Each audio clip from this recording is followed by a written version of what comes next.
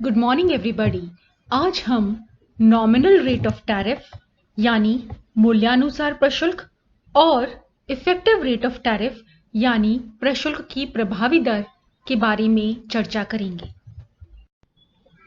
सबसे पहले हम देखते हैं कि नॉमिनल रेट ऑफ टैरिफ क्या होता है, मूल्यानुसार प्रशुल्क किसे कहते हैं।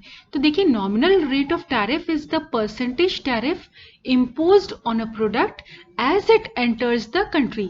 जैसे ही एक जो प्रोडक्ट है वो देश की बाउंड्रीज के अंदर एंटर करता है, तो जो परसेंटेज टैरिफ या प्रशुल्क जो प्रोडक्ट पर लगाया जाता है उसे हम नॉमिनल रेट ऑफ टैरिफ कहते हैं। जैसे कि example, if a tariff 20% of the value is collected on clothing as it enters the country, तो नॉमिनल रेट ऑफ प्रोटेक्शन जो है वो 20% कहलाएगा। इट इज या हम कह सकते हैं कि it is the rate of tariff ad valorem on the import of final product. अब देखिए, जो संरक्षण की जो मूल्यानुसार दर है, नॉमिनल रेट ऑफ टैरिफ है, उसका फॉर्मूला होता है TN is equal to P1 minus P divided by P। तो इसके अकॉर्डिंग देखिए, मान लीजिए जो P1 है यह अंतिम वस्तु की प्रशुल्क सहित घरेलू कीमत है, P अंतिम वस्तु की बिना प्रशुल्क विश्व कीमत है। तो इस फॉर्मूले में आप देख सकते हैं, अगर P1 5500 है और P है 5000, तो TN अगर हम नॉमिनल रेट ऑफ टैरिफ जो कैलकुलेट करते हैं तो वो निकल के आता है 10%। Know what is the effective rate of tariff, प्रशुल्क की प्रभावी दर क्या है। तो देखिए, प्रशुल्क का जो प्रमुख उद्देश्य है वो है आयात को हतोत्साहित करना, ताकि संरक्षित उद्योगों के घरेलू उत्पादन को प्रोत्साहन मिल सके। और प्रशुल्क के संरचनात्मक प्रभाव जो है, प्रोटेक्टिव इफेक्ट्स जो हैं, प्रभावों को अंतिम वस्तुओं के आयात पर लगाए गए प्रशुल्क की जो सरकारी मूल्यानुसार दर है, दर के रूप में अभी तक हम इसको मापते थे। और यह समझा जाता था कि प्रशुल्क की ऊंची मूल्यानुसार दर से संरक्षित उद्योग का उत्पादन अधिक मात्रा में बढ़ेगा। परंतु किसी देश द्वारा आयात पर लगाए गए विविध शुल्कों की ऊंचाई से मूल्यानुसार प्रशुल्क दर जो है के द्वारा प्रस्तुत जो संरक्षण की सही तस्वीर सामने नहीं आती है। क्यों? क्योंकि मूल्यानुसार प्रशुल्क जो है उस शुल्क की ऊंचाई पर ध्यान नहीं देता जो उन आयातित मध्यवर्ती वस्तुओं तथा कच्चे माल पर वसूल किया जाता है, जिन्हें घरेलू आयात प्रतियोगी उद्योगों में उपयोग किया जाता है।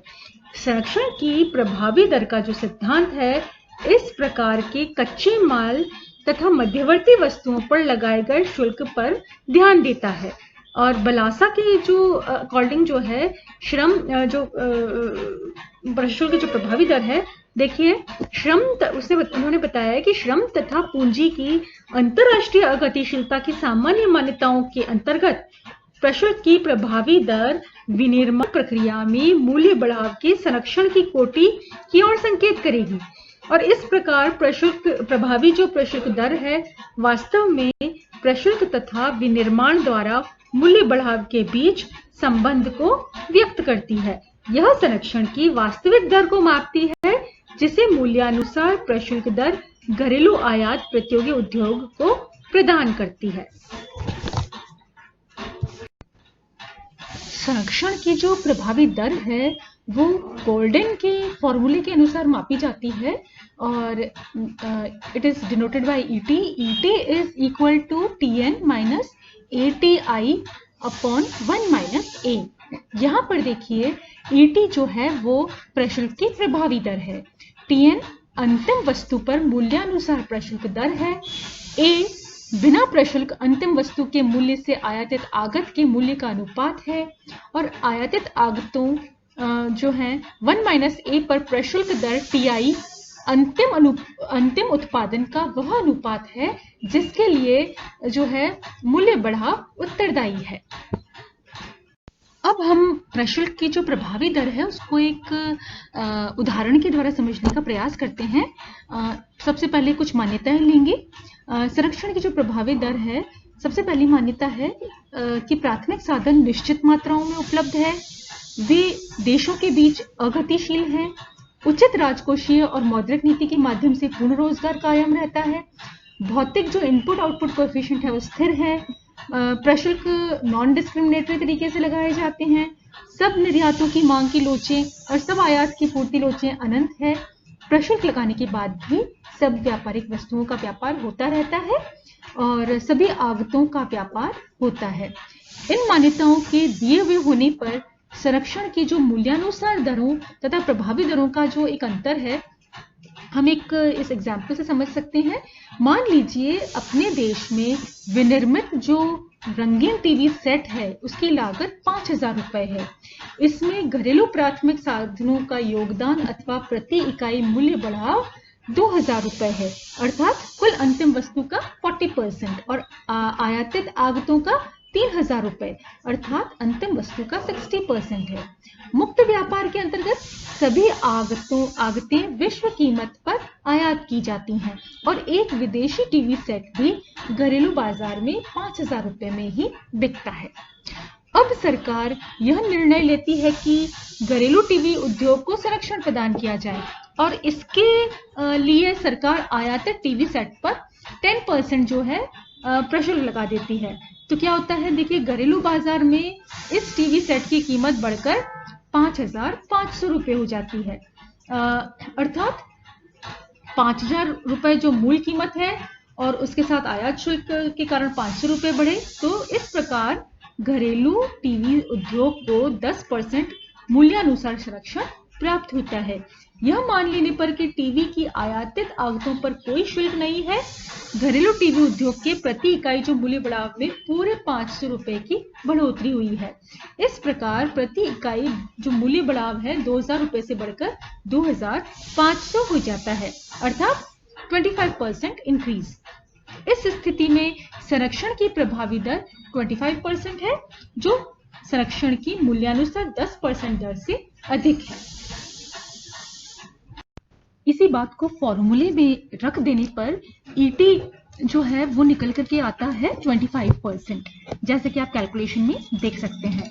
यहाँ पर 10% मूल्यानुसार शुल्क है, 60% अंतिम वस्तु में आयातित आगत का मूल्य है और इससे स्पष्ट है कि देखिए टीआई इज इक्वल टू 0 अगर है तो ET is greater than TN.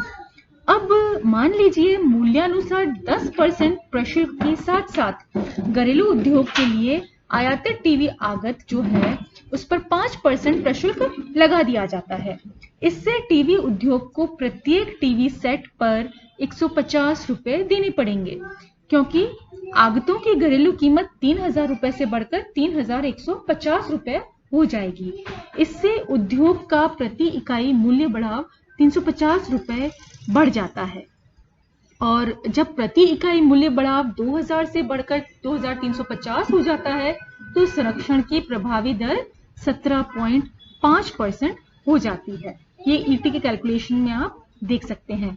इससे क्या पता चलता है, इससे ये पता चलता है कि आयातित आगतों पर मूल्यानुसार प्रशुल्क की अपेक्षा अंतिम वस्तु पर मूल्यानुसार प्रशुल्क अधिक है, तो दोनों मूल्यानुसार दरों से संरक्षण की प्रभावी दर अधिक है। यदि Tn is greater than Ti तो Et is greater than Tn is greater than Ti। फिर यदि आयातित आगतों पर मूल्यानुसार प्रशुल्क अंतिम वस्तु पर 10% मूल्यानुसार प्रशुल्क के बराबर हो तो संरक्षण की प्रभावी दर भी 10% होगी। इसको भी आप देख सकते हैं कैलकुलेशन में, ET 10% निकल कर आया है। और इसी प्रकार यदि अंतिम उत्पादन और आयातित आगतों पर मूल्यानुसार दरें समान है तो संरक्षण की प्रभावी दरें भी मूल्यानुसार दरों के बराबर होंगी। यदि Tn is equal to Ti तो Et is equal to Tn is equal to Ti। अब मान लीजिए कि आयातित जो आगत है, इनपुट्स हैं, उन पर प्रशुल्क बढ़ाकर 15% कर दिया जाता है। इससे प्रति इकाई मूल्य बढ़ाव जो है वो 50 रुपए बढ़ जाता है। आयातित आगतों पर 15% शुल्क से, अर्थात 500 माइनस जो 450 हम करें तो 50 रुपए, इसलिए जब प्रति इकाई मूल्य बढ़ाव 2000 रुपए से बढ़कर 2050 रुपए हो जाता है तो संरक्षण की प्रभावी दर जो है वो 2.5% निकल के आती है। ये देख सकते हैं आप फॉर्मूला में ईटी का जो कैलकुलेशन है उसमें। इससे स्पष्ट है कि यदि अंतिम वस्तु पर मूल्यानुसार प्रशुल्क से आयातित आगतों पर मूल्यानुसार प्रशुल्क अधिक होता है तो संरक्षण की प्रभावी दर दोनों ही मूल्यानुसार दरों से कम होगी। यानी यदि Tn is less than Ti तो Et is less than Tn is less than Ti। और अंत में देखिए हम ऐसी स्थिति लेते हैं जिसमें संरक्षण की प्रभावी दर ऋणात्मक हो सकती है। मान लीजिए आयातित आगतों पर मूल्यानुसार प्रशुल्क दर 20% है। इसका मतलब है कि प्रति इकाई मूल्य बढ़ाव 100 रुपए गिर गया है। परिणाम स्वरूप संरक्षण की जो प्रभावी दर है वो ऋणात्मक 5% निकलेगी। ईटी के कैलकुलेशन में आप देख सकते हैं that comes out to be -5%, जो कि क्या बताता है? यह बताता है कि यदि Tn इज लेस देन 81 तो T will be less than 0। देखिए इस प्रभावी संरक्षण सिद्धांत की कुछ व्यावहारिक सीमाएं हैं। तो सबसे पहले है कि इसकी जो मान्यताएं हैं वो प्रतिबंधात्मक है, रेस्ट्रिक्टिव है एजम्पशंस। प्रभावी दर का जो सिद्धांत है बहुत सारी प्रतिबंधात्मक मान्यताओं पर आधारित है। और यदि कुछ मान्यताएं जैसे स्थिर इनपुट आउटपुट कोएफिशिएंट की जो मान्यता है और प्राथमिक सिद्धांतों की स्थिर मात्राओं में उपलब्ध होने की जो मान्यता है उसमें ढील दे दी जाए तो हो सकता है कि वास्तविक प्रति इकाई जो मूल्य बढ़ाव है उससे भी नीचे गिर जाए जो प्रभावी दर से प्राप्त होता है। फिर बड़े देशों में यह मान्यता भी सही नहीं ठहरती कि आयातित आगतों की पूर्ति अनंत है। फिर आंशिक संतुलन प्रकृति पार्शियल इक्विलिब्रियम नेचर है जो है प्रमुख सैद्धांतिक सीमाएं देखिए इसकी आंशिक संतुलन प्रकृति से संबंध रखती है।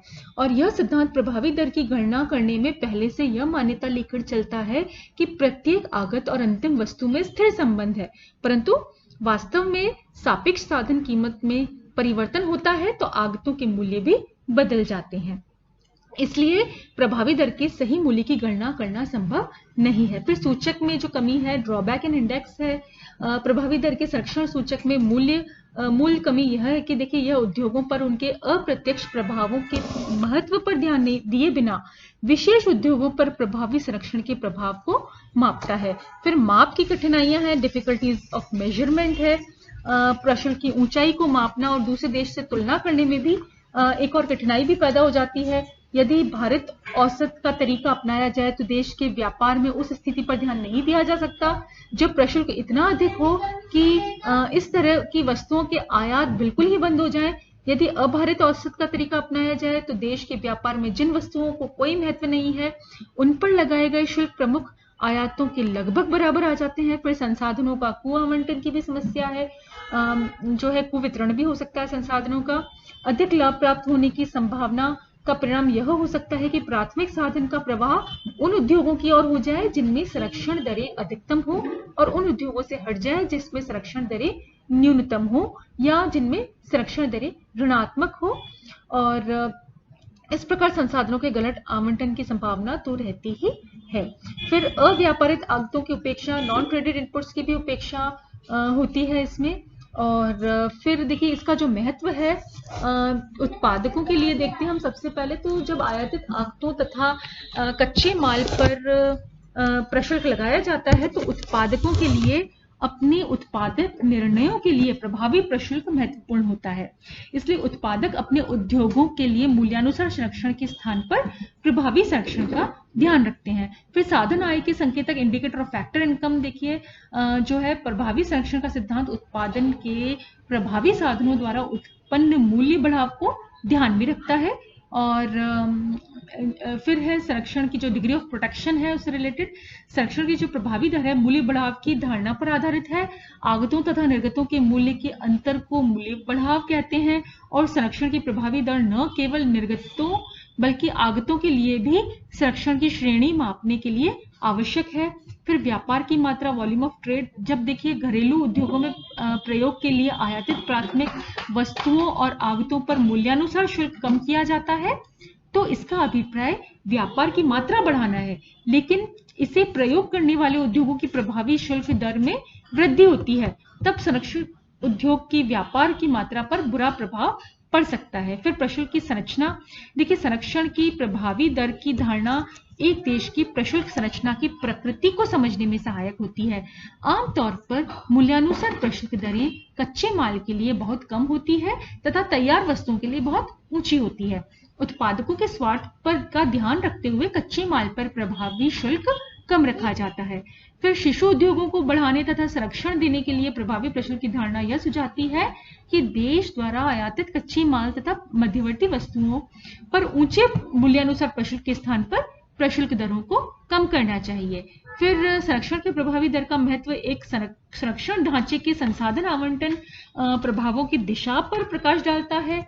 एक प्रशुल्क ढांचे का जो प्रभाव संसाधनों को संरक्षण की कम प्रभावी दरों वाले उद्योगों के स्थान पर ऊंची प्रभावी दर वाली उद्योग में स्थानांतरित करना है, क्योंकि संसाधन जो भी आय एक उद्योग में अर्जित करते हैं वह मूल्य बड़ा होता है। इसलिए एक देश के प्रशुल्क ढांचे के प्रभावों को विभिन्न उद्योगों में संसाधन आवंटन पर मालूम करने के लिए अर्थशास्त्री हर उद्योग की प्रभावी संरक्षण दर की गणना करते हैं। फिर सरकारी अधिकारी दूसरे देश के साथ प्रशुल्क को तय करने के समय प्रभावी संरक्षण दर गणना का उपयोग करके विभिन्न उद्योगों पर पड़ने वाले प्रभाव का पता लगाते हैं। तो ये तो हुआ इसकी जो महत्व है। और कंक्लूजन के तौर पर देखिए ये जो बलासा ने और जॉनसन ने जो संरक्षण की प्रभावी दर का जो सिद्धांत दिया है और इसका आनुभविक रूप से अध्ययन किया है, और बलासा के जो अध्ययन है उसे पता चलता है कि कुछ औद्योगिक देशों में मूल्यानुसार दरें जो है की तुलना में प्रभावी दरें काफी ऊंची है। इस प्रकार संरक्षण के लिए औद्योगिक देश अन्य संरक्षण तरीकों की अपेक्षा प्रशुल्क पर अधिक निर्भर करते हैं। और जॉनसन के अध्ययन से पता चलता है कि प्रभावी शुल्क दरों और मूल्यानुसार प्रशुल्क दरों के बीच अंतर उन वस्तुओं के बारे में विशेष रूप से अधिक होता है जो विकासशील देशों के लिए विशेष महत्व रखती है। विकासशील देशों से कच्चा माल बिना प्रशुल्क या बहुत नीची दरों पर अर्ध विनिर्मित वस्तुएं अपेक्षाकृत ऊंची दरों पर और पूर्ण विनिर्मित वस्तुएं बहुत ही ऊंची प्रशुल्क दरों पर आने दी जाती हैं। औद्योगिक देश में पूर्ण विनिर्मित वस्तुएं औद्योगिक देश में पूर्ण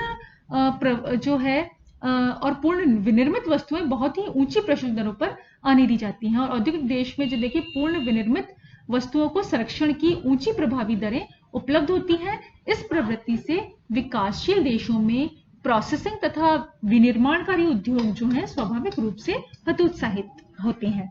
फिर संरक्षण की जो प्रभावी दर का सिद्धांत ये स्पष्ट करता है कि मूल्यानुसार प्रशुल्क दर में समान प्रतिशत की दर की कमी संरक्षण की प्रभावी दरों में अलग अलग मात्राओं में परिवर्तन लाती है। इसलिए विकासशील देशों के लिए औद्योगिक देशों से संपर्क करते समय सभी वस्तुओं पर खुल्लम-खुल्ला प्रशुल्कों में कमी की मांग का दावा करना उपयुक्त नहीं है। यदि पहले वाले देश अपनी प्राथमिक वस्तुओं पर प्रशुल्क की कमी के लिए जोर देते हैं तो उनके विनिर्माणों के लिए संरक्षण की प्रभावी दर में वृद्धि आएगी। ऐसी स्थिति में वे विकसित देशों के साथ हानि में रहेंगे, क्योंकि उनके लिए दीर्घकालीन विकास हेतु विनिर्माणों के निर्यात अधिक महत्वपूर्ण है। Thank you.